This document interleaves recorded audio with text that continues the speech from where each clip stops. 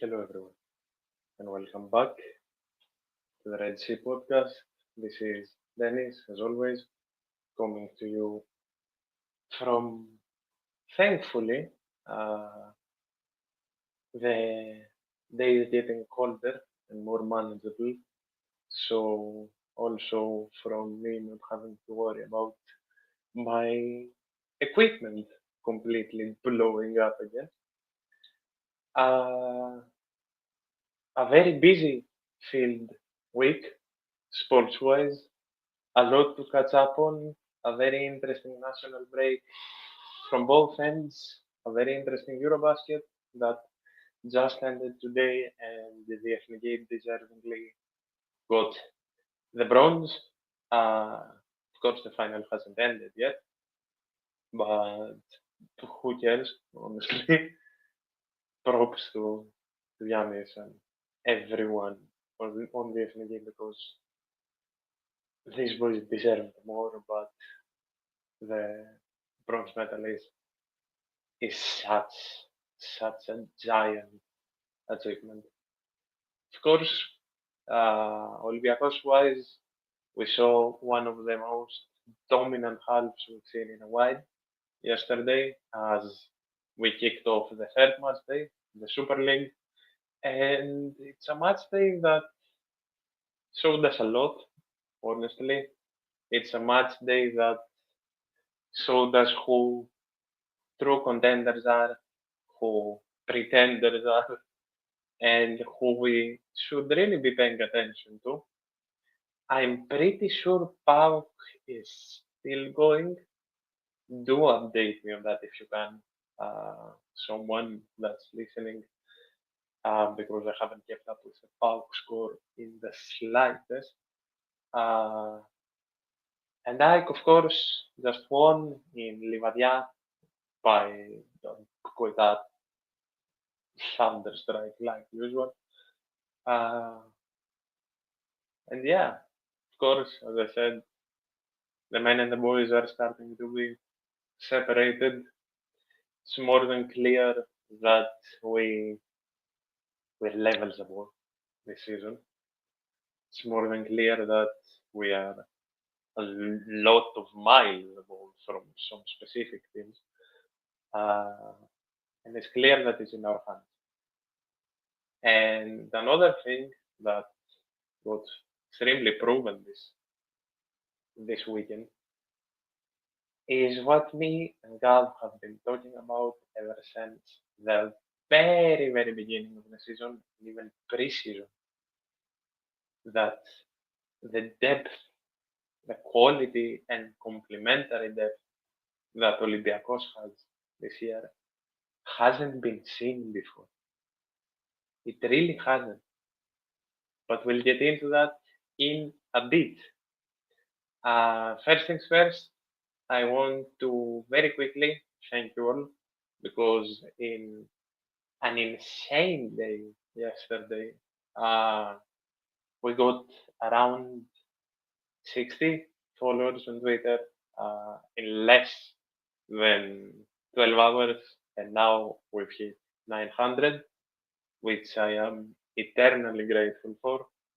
For those of you that did find me yesterday in that insane follow spree that blessed my my account, uh, you're welcome to the family, to one of the most chaotic projects that Greek football in Olympiacos has to offer. This is a space for you to say your opinion freely, to expect all the banter, but nothing really judgmental, to message me personally any questions and opinions you have freely. There is a link in the YouTube chat for the solo show. Of course, I'm not doing this alone. I couldn't do this alone. Gav is always, usually by my side. He's always by my side in this, in some way, shape, and form. But today, sadly, just life happened, and he couldn't join up.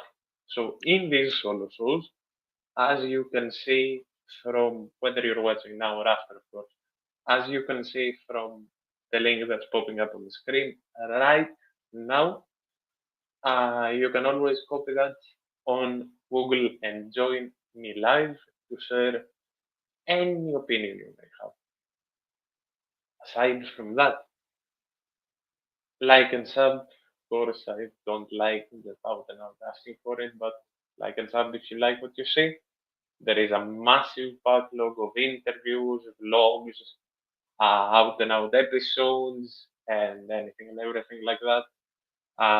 Scouting reports, or as I call them, transfer chatters. And honestly, with all my heart, I can go out and promise you that the best has truly yet to come. Right? It's this year is going to be massive. And aside from YouTube, there is everything you need to know about the show and everywhere you need to follow, whether that's Spotify, where all the episodes go up a day after, usually. Instagram and Twitter, that are the two most active and informative socials. There is TikTok, where you find either random clips like posted today from the Eurobasket celebrations, or clips that you will probably see from this episode as well. And of course, there is the most random social that this show is active on, and that's Bluesky. Another link you'll find down below, and a link that's going to be more active very soon, is the Patreon. And the Patreon has been something that I've been working around constantly. For those of you that haven't checked it out, I think the tiers are going to stay what they are right now. And the Patreon is going to start getting more and more unique content as the year goes on. That's one of my main goals for this year, to get the Patreon rolling as well. And as always, if you like what you see and you do want to support in that way, which of course I will never ask you, the content that the Patreon is going to have will take nothing away from the main base content of this channel in general and this brand. And everything is going to go towards giving back to you guys, from getting better headphones to a better mic to anything and everything, to just get this show rolling in the direction that it deserves to be at, honestly, because I truly think that we can do great and unique things. Now, getting into the game, of course, as we said, an incredible 5-0 win from goals from Ayub El Kabi, Francisco Ortega, Daniel Podence, and Mehdi Taremi.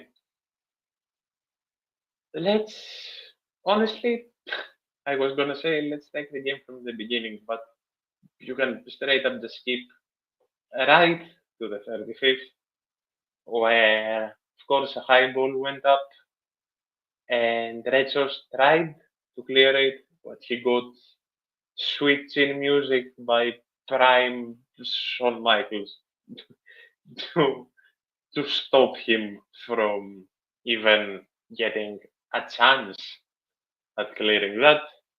Ref pulled out a yellow at the start, then went to the VAR, saw it, immediately took it back, and put out a red. Scott Green suspended, the left Panserraikos down to 10 men relatively early on. Panserraikos managed to hold on until the half, but it didn't last long, as we opened up with an incredible, absolutely incredible cross by Francisco Ortega that found Ayub El Gabi straight to the dome, and he headed an absolute uncatchable rocket in. Right after that, exactly 18 minutes after, Remy Cabella managed to assist Ortega in a very smart way, and then just Ortega scored his first goal in 2 goddamn years. And then, not long after, just 4 minutes, in Danny's first touch back with the team, we saw an absolute thunder strike of a goal from God knows how far out it was, honestly. And Daniel immediately reminded us who he is, what he can give and do. And as it went on, it didn't end there, as Mendilibar did earn a penalty around the 80th minute with, for some reason, and that's something that Gav pointed out on Twitter, not me, but that's a rule we've discussed before on this show earlier on, and that's a rule I still stand by and agree with, and that's that whoever wins the penalty should be taking it as well. And in this case, it would be our probably, because we, of course, haven't seen him take one yet. It would be our best penalty taker, statistically at least. It would be Mendilibar taking it. And sadly, Sofiasic got very unlucky. The penalty got saved and ended up at the post, but that didn't take Mendilibar down, as just 5 minutes later he went on to score his first with Olympiacos, assisted by the returning incredible and my MVP, of course, Daniel Podence. And then, just when we thought it was over, at the 90 plus third, Mendilibar goes in again, proves that we have one of the most efficient strikers this league has ever seen, coming from our bench and scores a debut brace. And honestly, I don't think that that second half could have gone any better. I don't know. Honestly, could we have scored like 7? Probably, if it wasn't for the keeper with one of the funniest names that I have ever heard pronounced, at least, because the man's name is Tinagini, but the Greek commentator kept saying Tinagini. So, yeah, if it wasn't for him, it would have probably been an even bigger demolition and probably one of the biggest recorded wins in the league. But I think the least you can say is ideal. The least you can say about this performance, and especially the second half, is ideal. A lot of people were saying that we threw away another first half. Yeah, because I think the only problem right now with this team is that it hasn't really figured out how, and that in no way is this an absolute killing negative, but Mendy hasn't really figured out how to tackle this game, if that makes sense. Mendy's plan doesn't really clash with the games that need a more direct approach, because again, using Gav as a quote, I'm quoting a lot of his stuff even though he's not here. You have players like Zelson who went out with a knock. You have players like Strefetsa. You have players like Remy Cabella. You have players even like Mouzakitis who had an incredible game. You have players like Chiquinho. If you take those defenders on, which we did at the start, that's why we almost scored early as well, with some missed chances and incredibly saved chances, as I mentioned before. If you take on those defenders directly, you will beat them. And if you don't beat them the first time, you'll beat them the second. Because it's Panserraikos. Like, let's not get ourselves. Come on. Who's going to stop Chiquinho, Cabella, and Strefetsa? Gelashvili, we saw what he did. But, yeah, we tried to attack directly, it went okay, and then we went back to crossing for some reason, which sort of threw away that first half. But, of course, even in that first half, there were a few positives to keep. Like, it wasn't like you couldn't take anything away. And one of those few positives that you could easily keep from that first half going into the second and it got shown immediately as we went into the second half, is Francisco Ortega. While yes, I saw the argument that yeah, it's Panserraikos, yada yada, we'll see what he'll do in the Champions League. The Ortega we have been seeing ever since the season began to the Ortega we saw yesterday. We're talking about a completely different player. We saw a player that tracked back damn near perfect. We saw a player that not only beat his man on the run, not only chose the overlaps well, but crossed to pinpoint perfection. Statistically, I know I didn't give him the MVP, perhaps it was a bit biased. But statistically, he was our best player yesterday. Statistically, Francisco Ortega was our best player yesterday, especially in that first half. The chances created alone that he had as a left back were insane. And if we see this Ortega going forward, if he finally realized what he needs to improve in his game, which I'm sure is down to Coach Mendy, if he finally realized that he needs to do this, and this to get his game going and keep up with the pace that this season is going to need, with Bruno behind him for whatever is needed. Not only is Ortega a very good left back for what we need this season, but Francisco Ortega is going to be someone that can cover the important games. Francisco Ortega is someone that doesn't really get hurt, so he is going to stay consistent if he keeps trying consistently. And again, going back to the depth that we mentioned,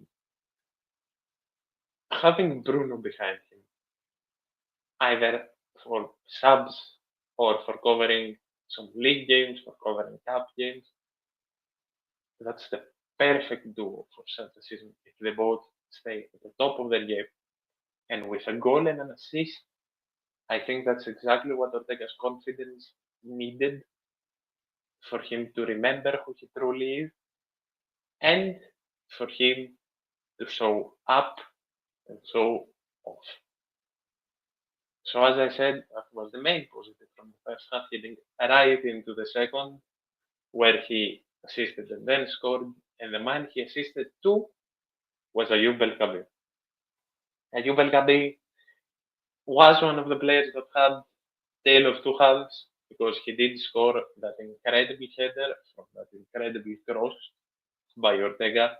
But that first half, he had a couple of missed chances, especially that ball that floated over the defenders somehow. You have to score that some games, because not all of them are going to have that incredible second half. So El Gabi was a bit of a mixed bag, but we'll talk about who came in for El Gabi afterwards. Jolakis is someone that doesn't get a lot of credit in general for this game, but still deserves it, because even though we conceded like one chance to Panserraikos, that chance that we conceded to Panserraikos from, I think it was RedSeaPodcast who messed up. I'm pretty sure it was RedSeaPodcast who messed up and lost the ball, to a breakaway on a 2-on-1 and a clear, what it seemed like dead shots while the game is still 0-0. If that's not Jolakis there, and I said that yesterday, if that's anyone else in that situation, that ball is going in. And I know that people said that the shot was straight at Jolakis, but for me that goes towards his position. And his just absolute stability in general. Because honestly, that stability is insane. The way Jolakis plays is insane. So he may not have done a lot, but he deserves credit, like he always does, because he's always one of the main pillars of this team and one of the main reasons that we are right where we are. The two at the back both had a crucial mistake, both Biancon and Rechos. Rechos, the one we just mentioned, Biancon heading a ball back to Jolakis at least he thought, with the Panserraikos attacker. I don't even remember who it was, just snatching that, leaving us with an open net. But thankfully, from coverage, nothing really happened as no shot was really taken. Thankfully. Aside from those two crucial mistakes, both men didn't really have a bad game. Again, they weren't needed that much, but those mistakes need to be severely avoided in the future. Costinha didn't really have any mistakes in him. Honestly, Costinha was on the calmer and slower side. He didn't have as good of a game as Ortega, but he kept up. He just needs to do that bit better, but he was more than good enough for the circumstances, right? And again, Costinha, a constant, consistent, full 90 that can't go underappreciated, right? As simple as it may seem, a consistent full 90 can't go underappreciated. Now, for the underrated player of the match, that's not an award that exists, but it should, because he was seemingly the fuel for everyone. He played as perfectly as he could have, and he seems to be fully bounced back from any doubts that were there. And of course, that's Christos Mouzakidis. He was everywhere, both defensively and offensively. He did whatever was needed: passing, cutting, positioning, opening up play. He just saved like good old Mouzakidis, and one of the known stars of this season. And when even veterans like Remy Kabela are following Mouzakidis' lead, you know how much he means to this team. Santies as well didn't have as consistently incredible of a game as Mouzakidis did. Sandy, of course, also gave his place to Lorenzo Scipioni around the 75th. But either way, no real complaints, nothing really much to say in regards to Ese. He did well. He gave us half a heart attack when he was down holding his knee, but thankfully he's okay. And he was the Ese we all know and love, honestly. Just not up to the super standards that he has us at. Down the left wing, as I said, another man that's recording his first assist for Olympiacos, a man that we all were anticipating to see. And that one is, of course, Remy Kabela. Remy is a magician of the ball, like we knew that. Remy is living proof that when you take half of the defender zone in Greece, when you have that much talent and flair in your game, you'll kill them like he did. He was magnificent until he got subbed off. Hence, him getting the much deserved round of applause when he got subbed off. And as I said, recorded the assist, the much needed and much deserved assist. Chiquinho also recording an assist, not really needed to carry this team like he usually does, but he still was a vital cog in getting the midfield going and dominating, especially in that second half, up until he got subbed off, which was around the 75th minute as well for Yusuf Yazici. Chiquinho is always a vital cog in the machine, but when he can take a step back and not lead, it's better for everyone, honestly, and his rest as well. Now, Zelson, worrying start to the season, to say the least. Thank God we have the depth we have this season. I don't know if it was precautionary. It seemed precautionary. It seemed like perhaps Zelson wasn't as ready as Coach Mendy thought he was. it seemed like Gelson wasn't as prepared and as healthy as people thought he was. So he got taken out early as precautionary reasons, hopefully to make the game on Wednesday. Subs, of course, were Gabriel Strefezza, who basically started the game, and despite getting undeserved criticism once again, he was one of the best in the field, especially in the second half. He was one of the most vital on the field in getting us going, in my opinion at least. And honestly, he showed again that he's going to be, especially for the Greek Super League, he's going to be a gem coming off the bench, especially. He's a gem as a depth option in general. Players like Strafets are a luxury to have, especially as second choice. Speaking of luxury, god damn does it feel nice to have Dan Podence back. Immediate goal, almost immediate assist, pointing and kissing at the badge, thanking the fans and realizing that he's home. And with him and following Al Shabab earlier on today, I think that even he knows that what he said about him trying his hardest and then some to stay here and sign here for a lifetime is something that will come true. A dream for him, a dream for the team, and a dream for us fans as well. And speaking of dreams, what a dream debut for Mehdi Taremi. Of course, as I said earlier, as I started the show, there is a lot of new following on this show, and a lot of it comes from this man's homeland, and that's Iran. So, for those of you that are watching, that have found me from Taremi, as I talked with a lot of you yesterday, I thank you again, and I'll do my best to keep you all updated. Sadly, just in English, but I'll do my best to keep you all updated. But Mehdi Taremi, God, what a game.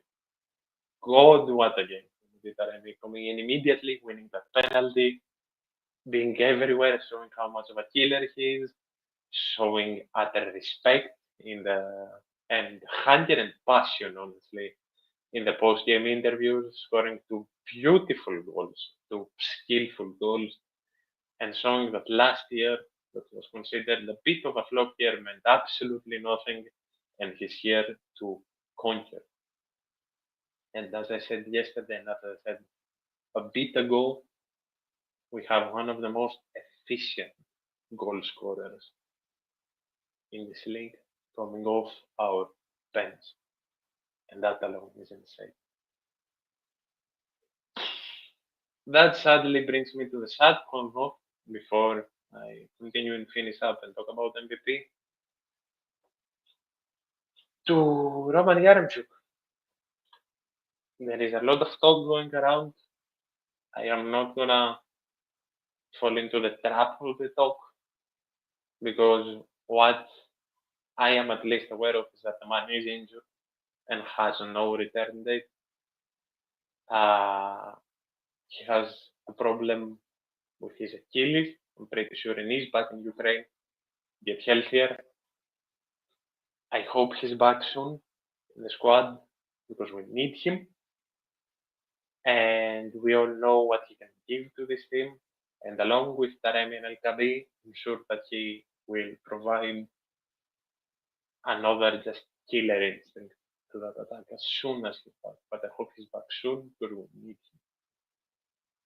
Yusuf Yazici and Lorenzo Scipioni, of course, as well, coming in as the final subs in the 75th, doing the job perfectly, doing the job absolutely perfectly.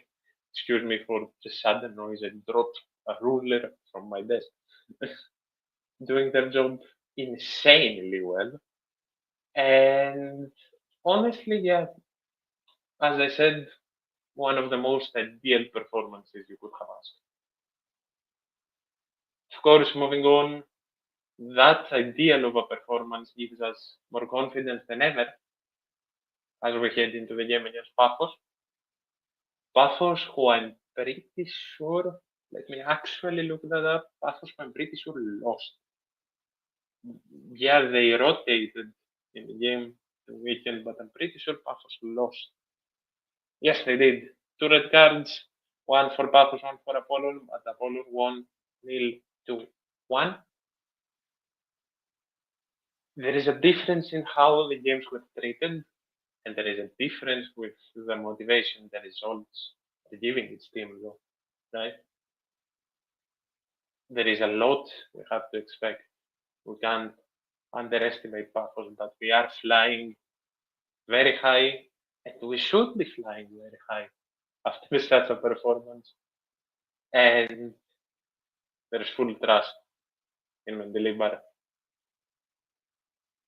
to give his best tactics and for the players to give them their all.